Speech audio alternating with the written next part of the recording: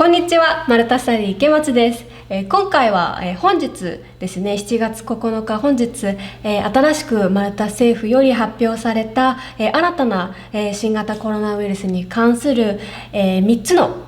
規制について、ご説明させていただきたいと思います。で、今回の動画に関しては、実際に、留学されている、ゆうさんと一緒に、お送りさせていただきますので、どうぞよろしくお願いいたします。まず、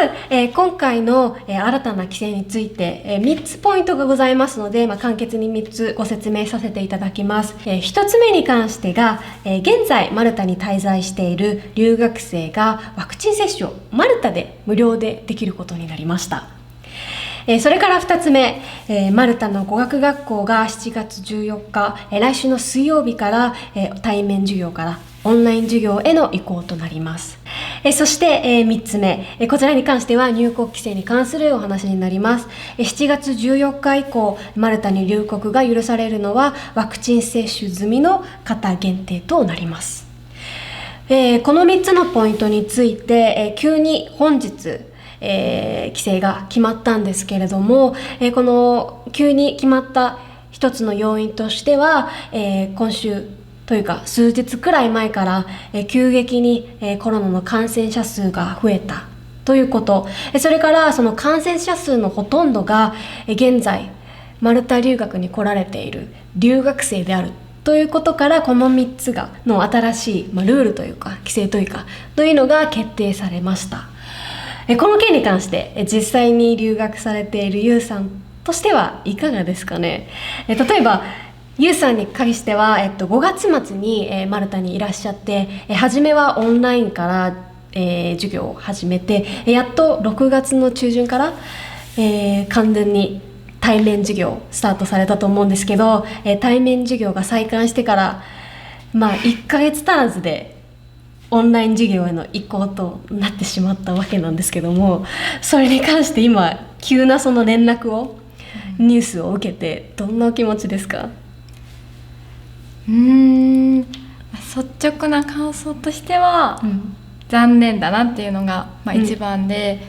やっぱりオンライン授業だと喋れる回数とか、できる友達の数も変わってくるので、残念だなという思いはあるんですけど、結構金曜日とか土曜日の夜はビーチに人がいっぱい集まって、パーティーしたりしたので、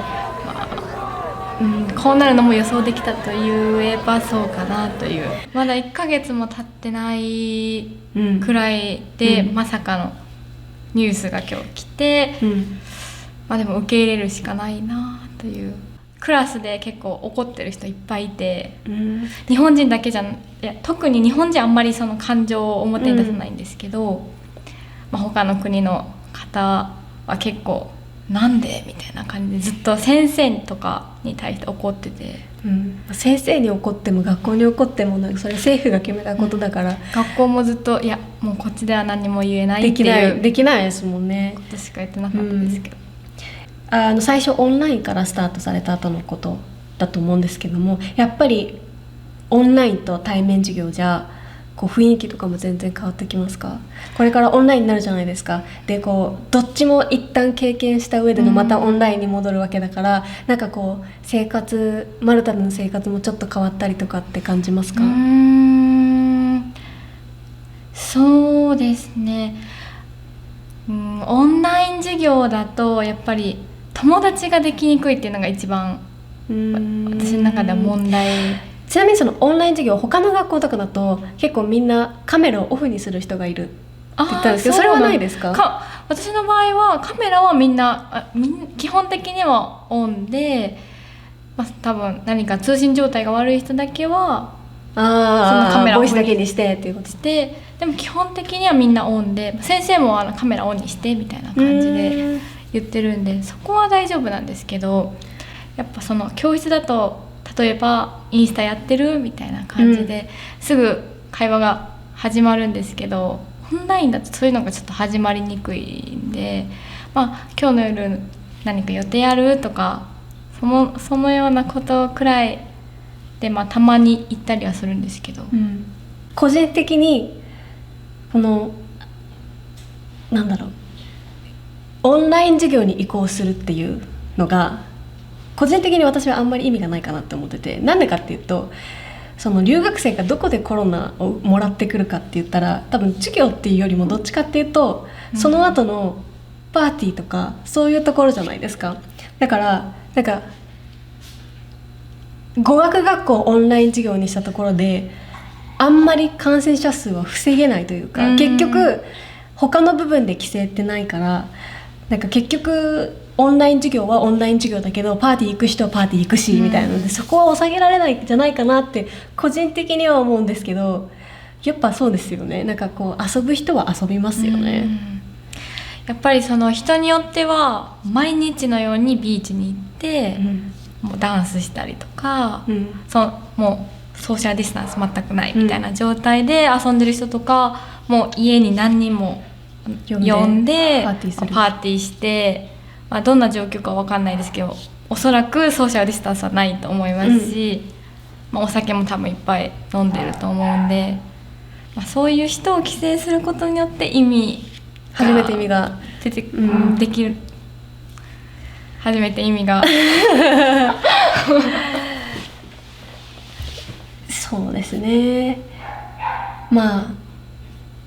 あ言ったところで何も私たちの声が届くわけじゃないからあんまり意味はないと思うんですけどで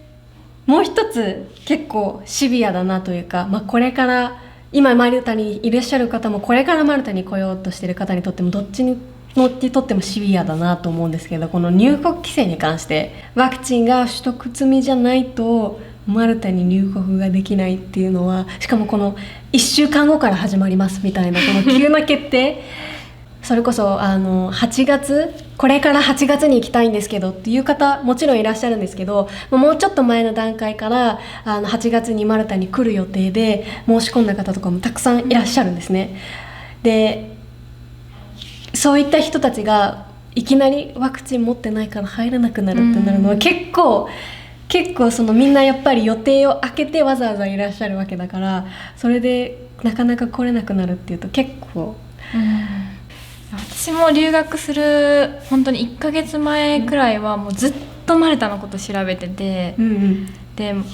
もう例えばこうなったらどうしよう、こうなったらどうしよう、こうなったらどうしようって全部一応用意するはしたんですけど、でもやっぱりイレギュラーなことはずっと起こり続けてて、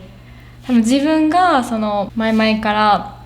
予定してて、で急にワクチン必要で、まだ1ヶ月前だったらまだしも、例えば1週間前とかに言われたらもうどうしようもないってなって、多分確実にパニックになってると思います。さらに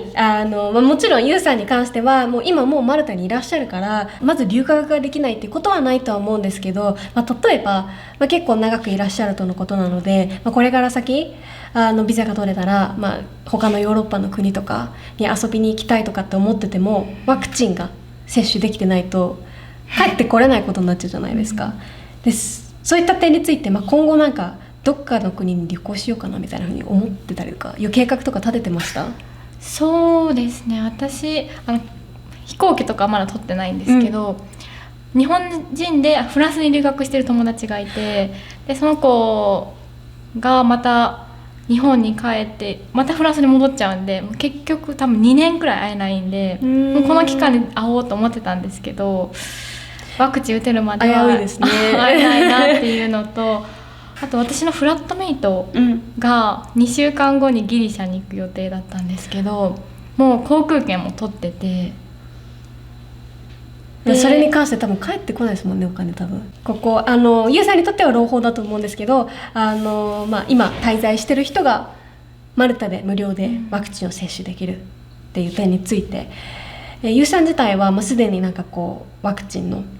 受けたいですっていうなんか希望表みたいなのって書かれたりとかしました？いや特には書いてないんですけど、受けたいと思います。受けたいと思ってて、でもどうすればいいのかちょっとまだ調べきれてないんで、今から急いで調べてやろうかなと思います。先ほどもお話ししたと思うんですけど、この3つの点に関していきなりの決定で施行されるのがもう直近ってことなんですけど、この原因が留学生にあると。マルタに来るっていうので、そのマルタのマルタのコロナのルールを守らない人とか、日本人だけじゃなくっていっぱいいらっしゃるんですよ。それこそ私がこの間スリマン歩いていた時に50人くらいのイタリア人の10代の団体が歌いながら歩いてたんですよ。で、そういうのが結構当たり前に見られるじゃないですか最近。だからやっぱり、もちろんそのマルタに来る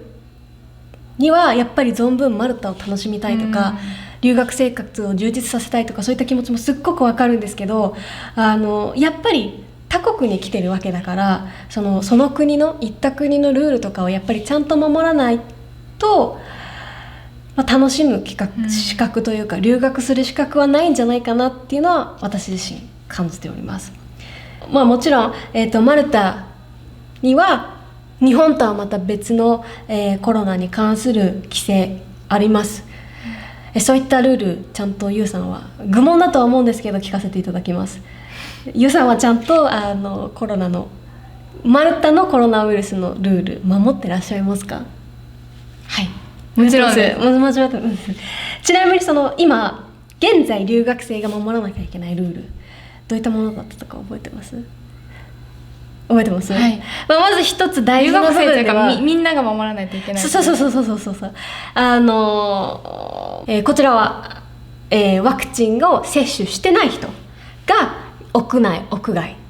での共用スペースでマスクの着用が必須となっています。で、ワクチン接種をした人は、1人の場合、それから2人の場合はマスクしなくても大丈夫です。ただ、2人の場合で一緒にいる相手がワクチンを接種してない場合は、ワクチンを接種している人もマスクをする必要があります。それから、3人以上の場合はワクチンを接種しているしてない、どっちの場合もマスクをしなければなりません。それから集団行動に関してですが、6人以上の集団行動は禁止となっております。だからさっき言った街で見かけた50人以上のイタリア人の団体は完全にアウトです。で、それから先ほども言いました通り、6人以上の集まりは禁止となっておりますので、6人以上の人が集まるイベントなんかの主催も禁止となっております。当然なんですけども、こういった部分を、留学生の方は楽しみつつも守っていただくことが、皆さんが他の例えば留学を控えている人たちが、問題なくマルタに来た時に楽しめるように、今いる留学生がちゃんとルールを守ることによって後に来る留学生が